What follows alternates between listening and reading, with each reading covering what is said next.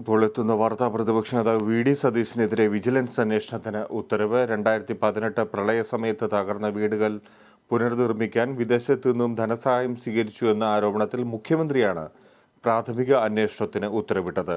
വിവരങ്ങളുമായി ഡി ബിനോയ് ചേരുന്നു. ബിനോയ്, എന്താണ് ഈ അന്വേഷണത്തിന്റെ ആധാരം?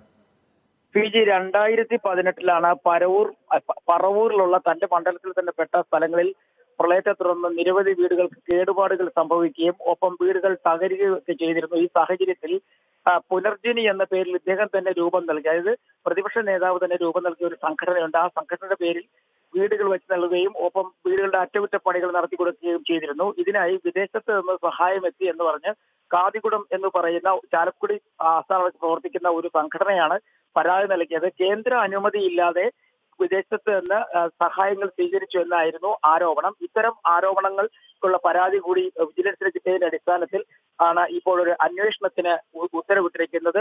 സംസ്ഥാന വിജിലൻസ് ആയിരിക്കും അന്വേഷിക്കുക. മുഖ്യമന്ത്രിയുടെ നിർദ്ദേശപ്രകാരമാണ് വിജിലൻസ് ഇത്തരത്തിലൊരു അന്വേഷണത്തിന് നീങ്ങുന്നത്.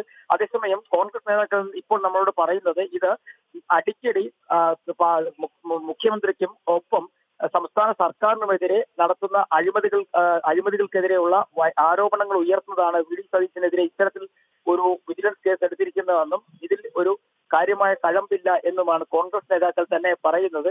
കാരണം ഇതൊരു വ്യക്തിവൈരാഗ്യം തീർക്കുന്നതിന്റെ ഭാഗമായാണ് ഇത്തരത്തിൽ ഒരു നീക്കം. അതിനെ അംഗീകരിക്കാൻ കഴിയില്ല. വരും ദിവസങ്ങളിൽ ഇതിന് മറുപടി പ്രതിപക്ഷ നേതാവ് തന്നെ പറയും എന്ന് പറയുന്നു. കാരണം ഇതിന് വ്യക്തമായ ഒരു മറുപടി നൽകുന്നതിന് വേണ്ടി താമസിയാതെ തന്നെ അദ്ദേഹം മാധ്യമങ്ങളെ കാണുമെന്നുമാണ് നമ്മളോട് കോൺഗ്രസ് നേതാക്കൾ പറയുന്നത്. എന്തായാലും നിലവിൽ ഇന്ന് വൈകുന്നേരത്തോടു കൂടിയാണ് ഇങ്ങനെ ഒരു ഉത്തരവും പുറത്തു വന്നിരിക്കുന്നത്.